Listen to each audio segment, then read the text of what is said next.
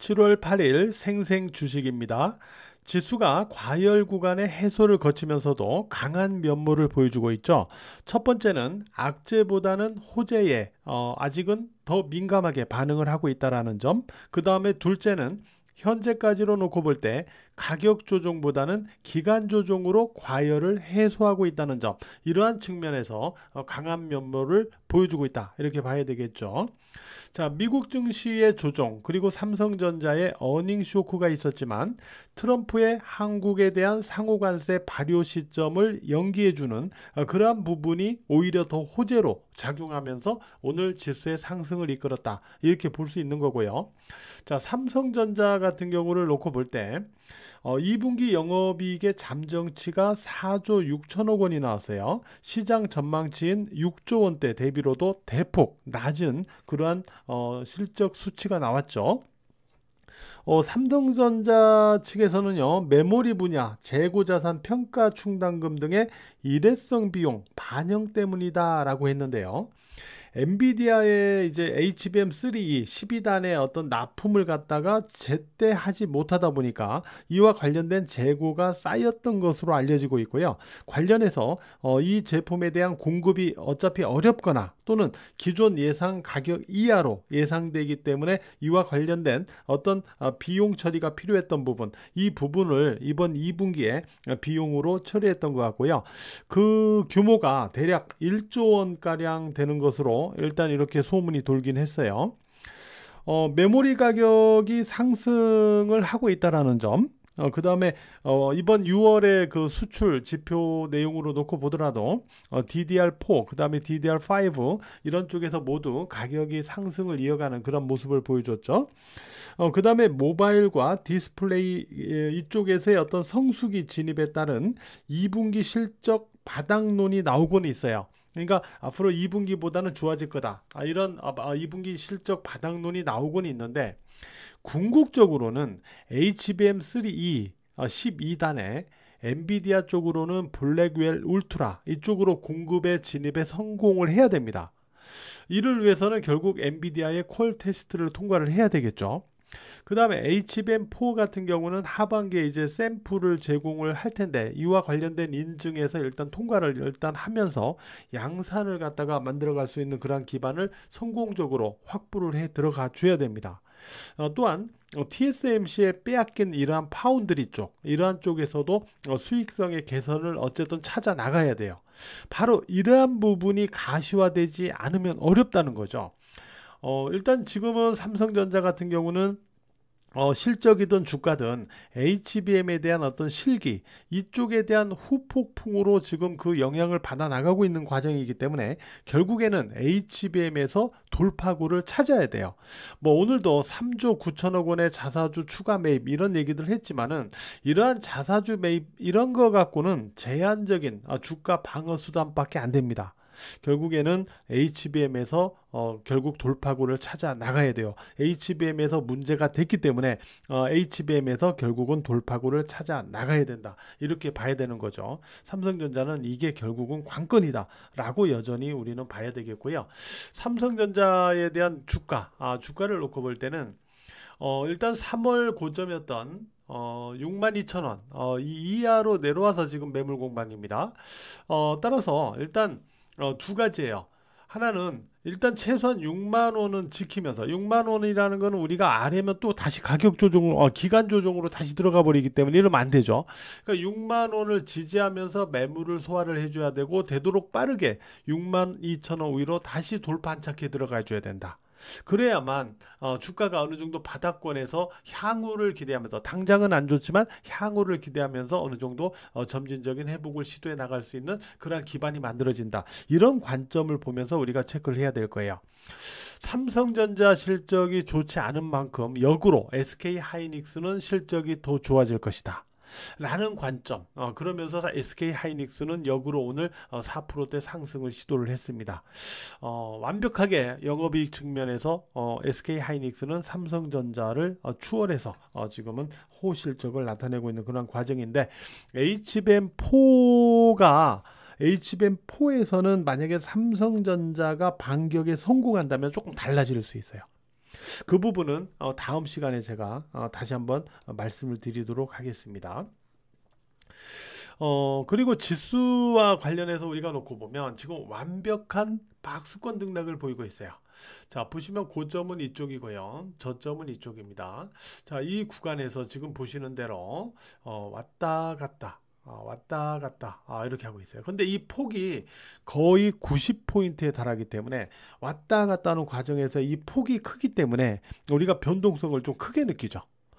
변동성을 크게 느끼면서 일단 여기에 따른 어떤 좀 매매에서의 약간의 혼란 이런 부분도 약간 있는 그런 상황인데, 일단 대략 3030에서 3130 거의 100포인트에 가까운 이러한 박스권으로 등락을 반복하고 있습니다. 일단 만약에 박스권 상단인 3130포인트를 돌파해 나간다면은 우리가 순응을 할 수밖에 없어요. 이 경우에는 왜 그러냐면, 우리가 어차피 이 한국 증시는 상승 과다에 따른 과열을 해소하고 나면 역사적 신고점을 경신해 나갈 것이다 라고 우리가 예상을 하면서 보고 있기 때문에, 어쨌든 여기에서 박스권을 위로 돌파한다면 어찌됐든 간에 역사적 신고점에 대한 어떤 기대치가 있다 보니까 여기에 순응할 수밖에 없죠.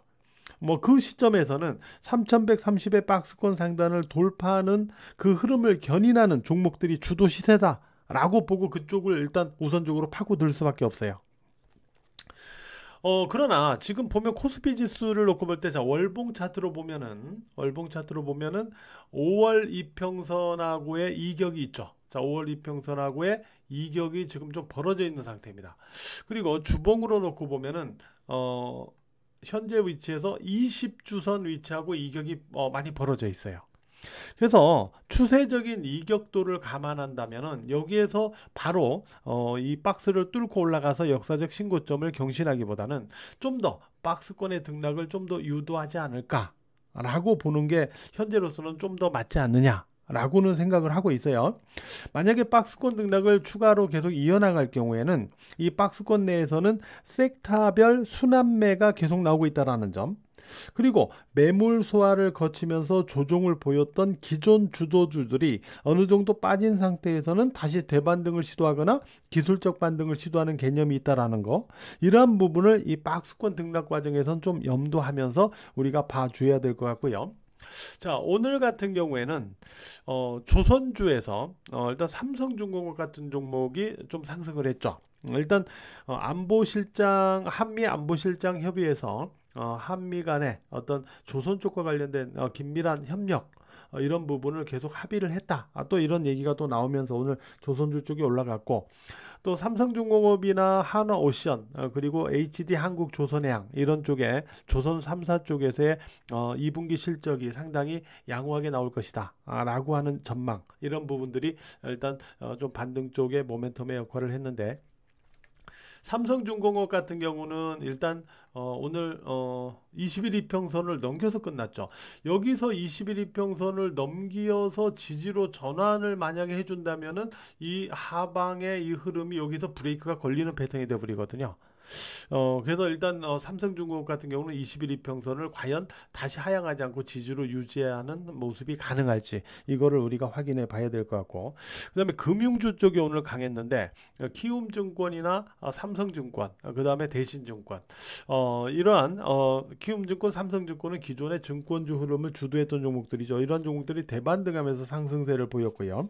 그 다음에 은행주 쪽에서는 하나금융지주, 그 다음에 신한지주, KB금융 이런 종목들이 고점을 경신해 나가고 있는 그런 모습을 보여주고 있거든요. 자, 이러한 그 금융주들의 어떤 흐름은 일단 키움증권 같은 경우는 국민은행하고 이제 손을 잡고 증권사 최초로요 개인 환전 서비스를 출시했죠. 그리고 은행 같은 경우는 스테이블 코인 이쪽에 진출을 지금 모색하고 있죠. 그러면서 사업 다각화를 노리는 부분에 대한 어떤 긍정성, 이런 부분이 있고, 특히 은행주 같은 경우는 자사주 매입과 같은 어떤 주주 환원 기대치가 계속해서 작용을 하고 있는 가운데 저평가 메리트가 해소되고 있는 과정이다라는 그러한 주가 인식, 이런 부분들이 계속 나오고 있는 것 같아요. 은행주들은 사실은 지금 보면은 아시다시피 기준금리도 낮추고 대출금리가 낮아졌죠. 그런 상태에서 부동산 담보대출은 이 가계대출 억제 때문에 부동산 담보대출 금리는 오히려 올라가 버렸죠. 그래서 지금 부동산 주담대 금리 상단이 7%를 넘어서 거의 8%에 육박하고 있다고 그래요. 은행들로서는 물론 뭐 대출 제한 이런 부분이 있긴 하지만 은행들로서는 진짜 거저 앉아서 그냥 바로 이자 장사를 하고 있는 그런 상황이지 않습니까? 어쨌든 이런 부분에서 얼마나 주주 환원 과정을 일단 만들어갈지는 봐야 되겠지만은 어쨌든 지난해 고점을 돌파해서 고점을 경신해 나가고 있다라는 거는 은행주는 여전히 계속 살아있는 과정으로 봐야 될 것 같아요. KB금융 이런 종목들도 계속 아직까지 우상향 기조가 살아있는 그러한 섹터로 봐야 된다라고 말씀을 드릴 수 있을 것 같고요. 어제 이제 제가 다른 일정 때문에 오전 한 시간 정도만 장을 보고 못 봤는데 그래서 어제 제가 딱 한 종목만 주식장인 분들하고 멤버십 분들에게 말씀을 드렸어요. 매수 관련해서는 이게 바로 금융주였었거든요. 그죠? 그 종목이 오늘 상승을 했는데 어쨌든 금융주 쪽도 오늘 조선주하고 좀 반등의 특징을 이렇게 보여주는 모습이 있었습니다. 그리고 지주사 쪽에서는 SK 같은 종목들이 이제 반등을 시도했는데 지금 보면 SK 같은 경우는 외봉으로 떨어졌던 거죠. 외봉으로 떨어지는 종목은 절대 여기서 그냥 끝나지 않아요.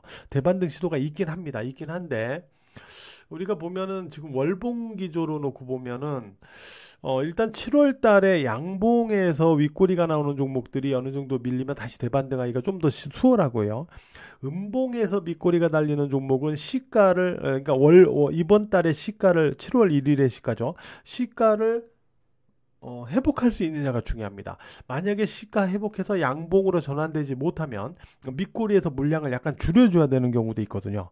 그러니까 음봉 밑꼬리는 반등 시 물량을 좀 줄여줘야 되는 거예요. 그거를 방지하려면 양봉으로 전환돼야 됩니다. 7월 시가를 넘어 들어가야 돼요. 그러니까 SK 같은 경우는 7월 시가인 21만 4,500원 여기를 돌파해서 지지로 전환시켜 나갈 수 있는지가 관건인 거죠. 그죠? 뭐 이런 부분을 기준으로 우리가 체크해 보시면 될 것 같아요.